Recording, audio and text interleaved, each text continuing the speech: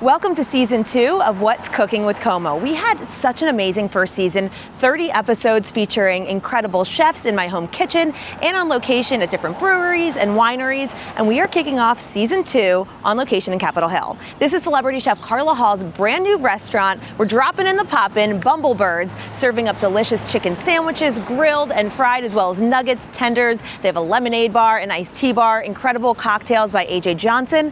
Let's go inside and meet the team. All right, I am so lucky to be in the kitchen with celebrity chef Carla Hall at Bumblebirds, officially open. Congratulations, welcome to Capitol Hill. Thank you so much. It has been a journey. And can I tell you this? So Yes. 2 years ago, in 2024, January, I found a manifestation statement, and it talked about how I wanted to be a successful restaurateur with great partners, talented employees in a viable location so that I could be a successful scripted actor. So you can manifest the next level of your journey. Yeah, and this was in January 2024, and I just found it. I have goosebumps. I know, I see it. So, I mean, here we are in 2026. And your dream is here. Yeah. You are a successful restaurateur. You have amazing partners with the Mendelsohn family. Yeah. A strong female team as well. It's Women's History Month, so I want to point that out. Yes, yes. And Catherine, oh my gosh, the matriarch of the Mendelsohn family. It's been really great. And I think it is a partnership of trust. I was a little gun shy about doing a restaurant again. They've never worked with a person outside of their family. So we're both coming in together, sort of trusting each other that we're bringing something new to the table that we all need to make this partnership work. And it doesn't get better than incredible Southern fried chicken sandwiches. I mean, I'm just saying, I lived in Nashville for 3 years and I've been chasing that high of the good sandwich ever since. Yes. And to get it right here in DC is so special. So we're gonna make the OG right now. yes, we're gonna make the OG Bumble. So we're gonna start with black pepper ranch. So we're gonna go on the bottom, shake it. I don't want the That's a good thick sauce. good thick sauce. There you go. Thank you. So, all right, awesome. Sauce it up. Sauce it up. And then you get your chicken. And by the way, this is a thigh. Chicken thigh. Yes. Get all that good flavor in there. And when you bread it, what do you dip it in first to get the breading to stick so good? So we use a spice blend on the chicken. Yes. And then we bread it in a white lily. Yeah. White lily and cornstarch, and then it goes into buttermilk. Buttermilk is the secret, right? It is the secret here. I don't always use buttermilk, but because we have these little craggy, crispy bits and they're really tender. And I love the crunch when you bite Yes. in. Yeah. So we're doing that. All right, Havarti cheese. Perfect Havarti. Yep. Add a little extra Havarti. flavor. And then we're going to do our rainbow slaw. So a little bit of slaw on top. I like that it's a rainbow too for the color. We eat with our eyes. So you eat with your eyes, the color, the crunch, the texture. There you go. From the soft Havarti cheese to the crispy chicken to the nice crunchy slaw. That's right. Love and now, this. after this, we're going to do a tang of pickle because... Ooh. Oh, sorry. I naturally wanted to put them back in. You did.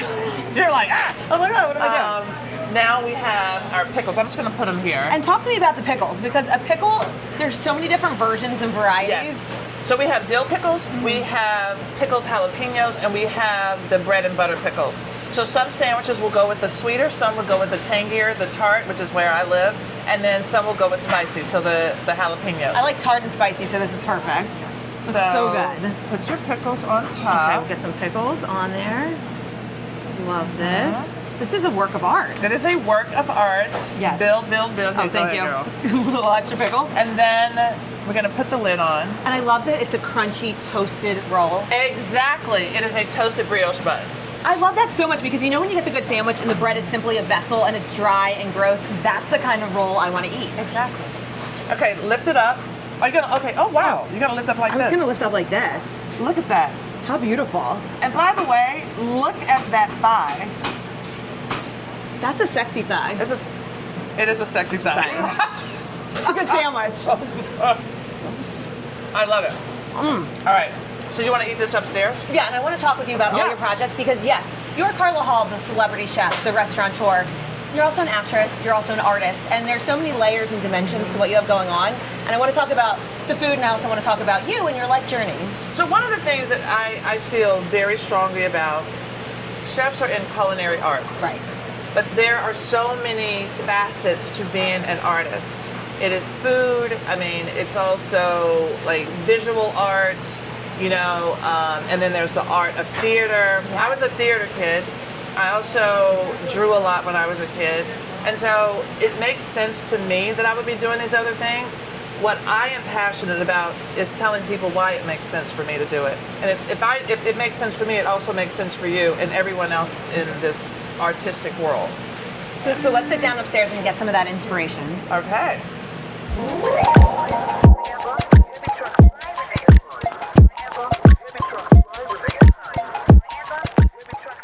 Now that we have our perfectly prepared, crispy, breaded chicken sandwiches with chips, iced tea, lemonade from the Iced Tea and Lemonade bar.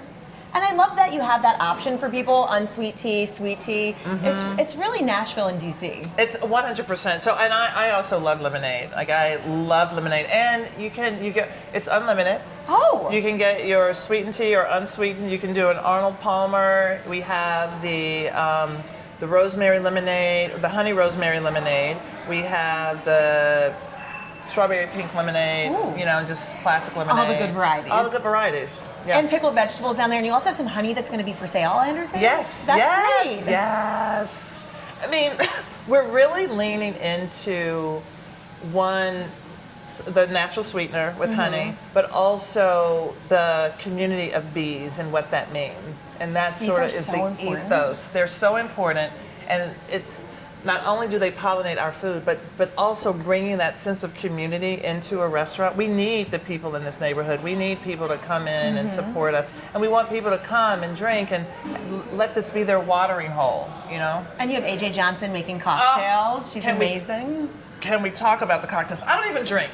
Yeah, I don't even drink, and I'm like, the cocktails are so good because I tasted the cocktails, even though I wanted to fall out after 3 sips. But they are delicious. And AJ did her research in terms of making cocktails that feel very Southern. Yes. And I can't wait for people to come and try them. I'm so excited to try them. We'll try them after the interview because I knew if I drank one before, we would go fully off the rails. But the term Bumblebirds for the name, it's kind of a combination of the chicken and the bee. What's the intention behind it? So now bees are also called Bumblebirds. They're also called Bumblebirds, but also when you think about bumblebee and yard bird, so it's a combination, but they're also in their own right, they are called Bumblebirds.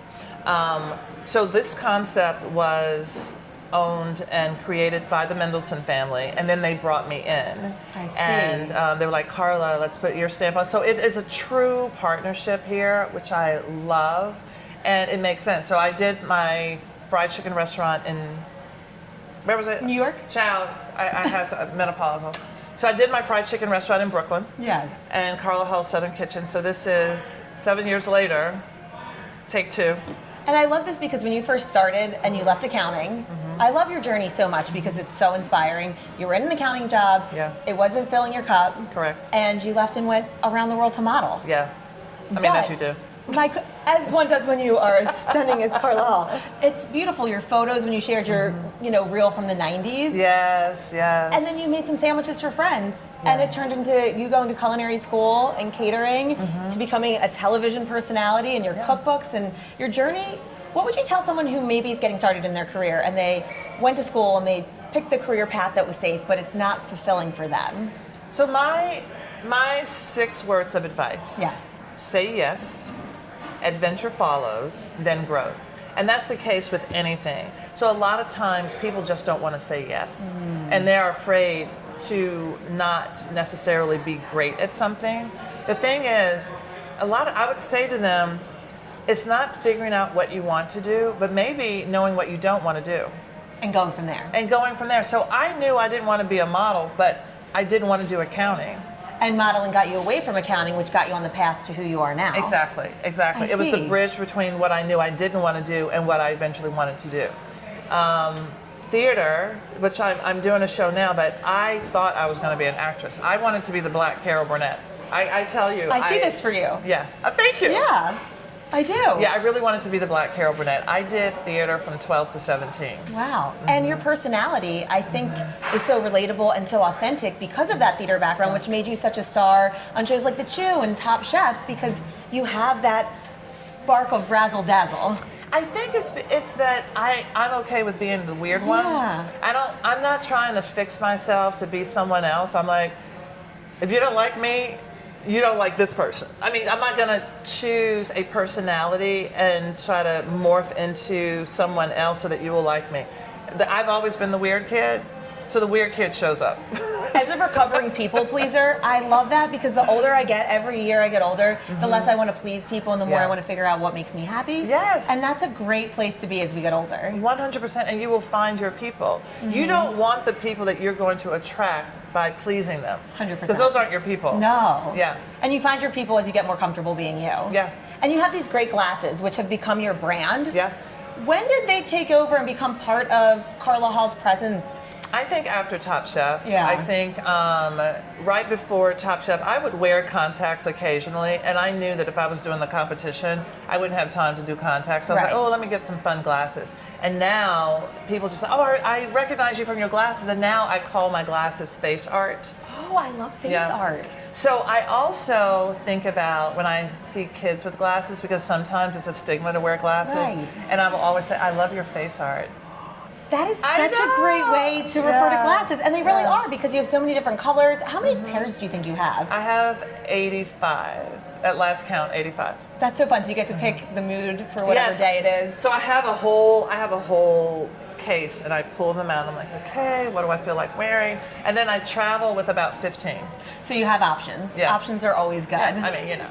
And they match perfectly with your top, which is representing your yo-yo quilt, which we're seeing on the wall right behind us, the paper version of your grandmother's, right? Yes. So that is a modern version of the yo-yo quilt. The yo-yo quilt was made popular between the 1920s and 40s, and my grandmother had given me this heirloom, and I thought someone had stolen it. For 20 years, it was missing.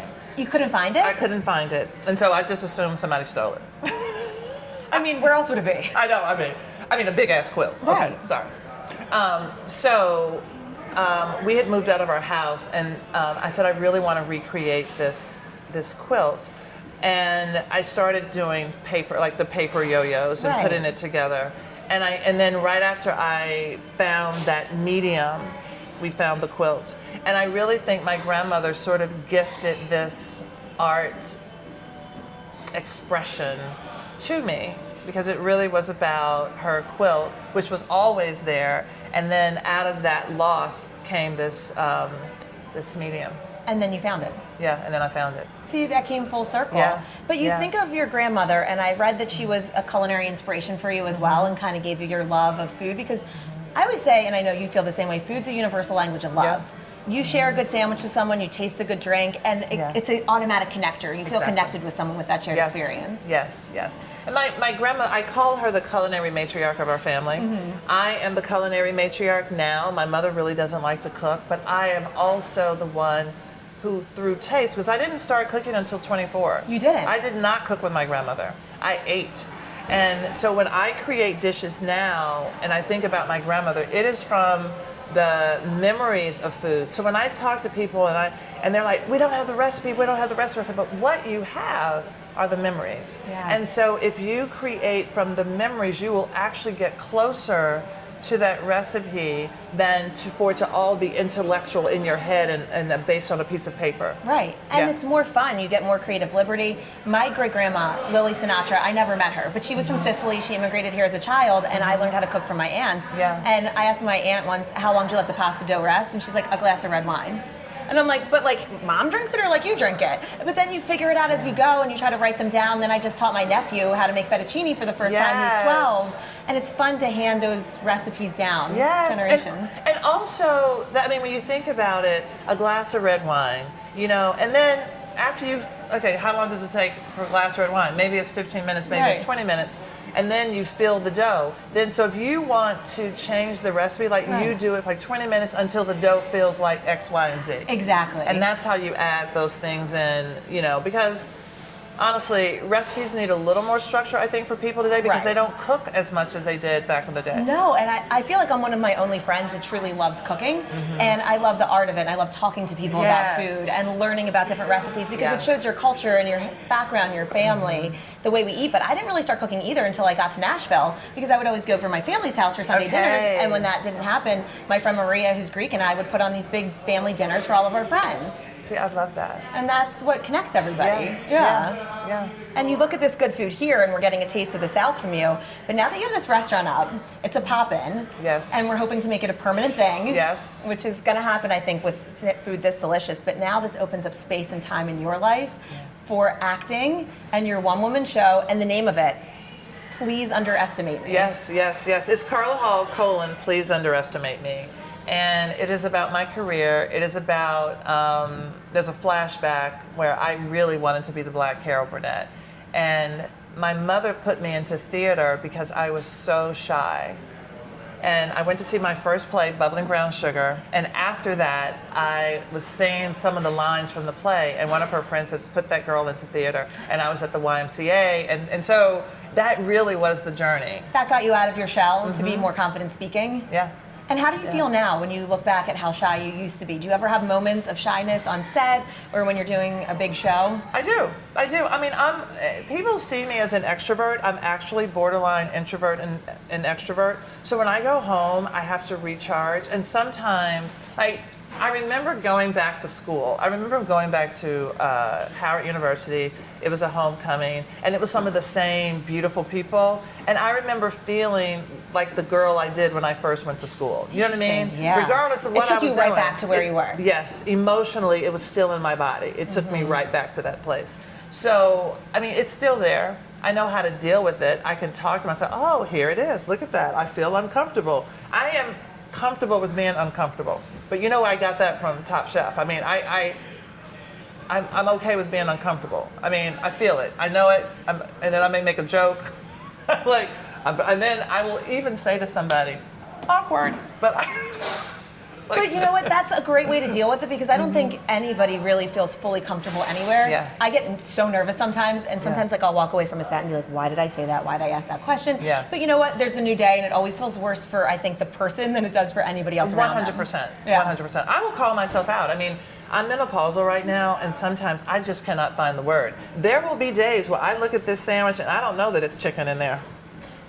And you think about it for a second, and then you make a joke about it. Exactly. And it's fun instead of being, discomfort. I have no shame about it. Good. I mean, I'll be 62 this year. I really have no shame about it. And you know, people talk about menopause now way more than we ever did in the past. Yeah. And there's so many more resources. I just got my hormones tested because I'm going to be premenopausal soon, and it's really good to know where you stand. Yes, and there are more than 4 markers, y'all. Come on, they're about 30. I know. And the sweating and the night sweat and like all different symptoms that I don't think previous generations really even understood but had to deal with. We hear about hot flashes, we hear about brain farts, but that's really where it ends. Right. We didn't know about frozen shoulder, we didn't know about all the muscular things, hair loss, all these other things. So I think that the more people talk about it, when I went to talk to my doctor, she said, are you menopausal? I mean, luckily I had somebody who wanted to talk to me about it. And she gave me a list of 70 things 70? that could possibly be a symptom of menopause. And she said, pick the things that you may be experiencing. And we track them. I'm like, wow. See, that's a game changer because you know how to relate then to the symptoms and process them and handle them better, knowing that what they're from and why they're there. One of the things for my menopause, and it's so fun. Oh, So the first letter is always right. So I may be saying banana, but I may say boat. But the first letter is always right.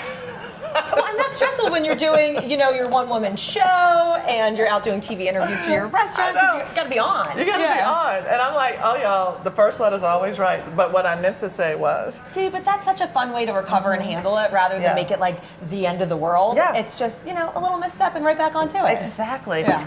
I think perfection is honestly the enemy of just good work, right? Yes. So I really feel like when you are comfortable in your skin, however you show up that day, whether you are on and popping, I mean, and a restaurant is a great example because Right. here we're humans. Yes. So, and we would like for everything to be consistent and everything like that, but just we ask for grace. We ask for grace. Just we had an open later. We ask for grace because we are human, and you really want a real experience. Humans are going to give you real experiences. See, but I think that's also beautiful that you were able to push the opening so when your staff's trained and ready and you feel super confident Yeah. rather than to rush it. Yes, yes, and then people leave and they have a first impression that isn't actually who we are.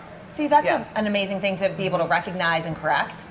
And then we sit here with these amazing sandwiches and chips. I'm going to take a sip of iced yeah, tea. me too. Here, cheers. Cheers. Thank you for doing this with us. But I want to hear a little bit more about the One Woman Show. Okay. Because it's launching in June in Olney, right? Yes, Olney Theater, a 6-week run, 7 shows a week. 7 shows a week. 7 shows a week. How long are they? It's about 80 minutes. Amazing. Yeah, I'm working out. Don't try to talk to me afterwards. No, I'm just kidding. You're going to give it all to the show. So yeah, I'm really excited. Lily Ann Brown is the director. My 2 writers are Les Thomas and Lori Kay. And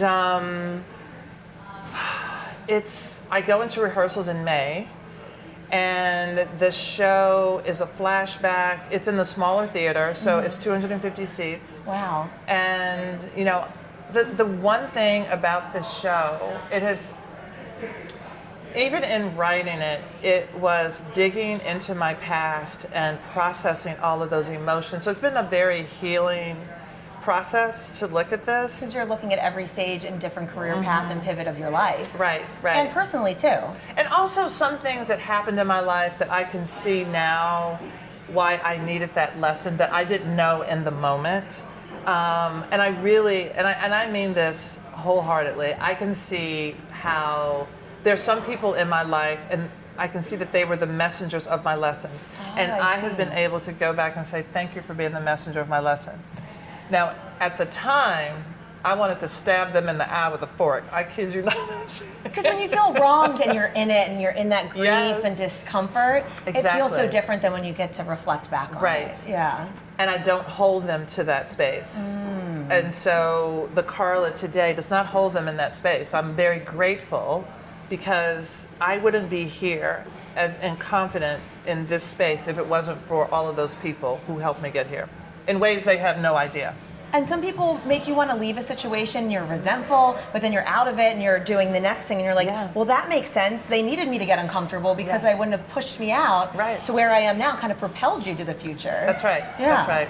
So this play, I'm hoping, and I ultimately I am a teacher. I love Right. teaching, and so I want people to come to the play, and I want them to see, oh, I see myself in that situation. I see that where I have grown, and so out of this play came the Me Menu, which is a program that I have with 2 other partners, and it is about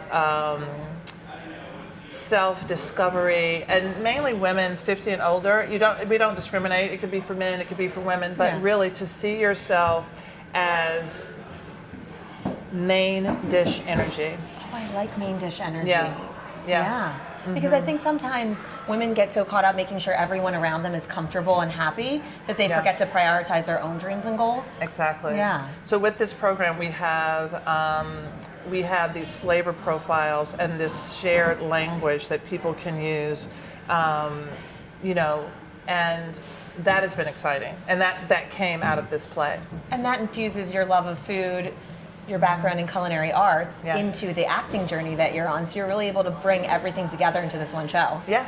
Oh, Yeah. I cannot wait to see it. That's going to be really special. I can't wait to talk to you after you see it, too. I'm so Yeah. excited. Yeah.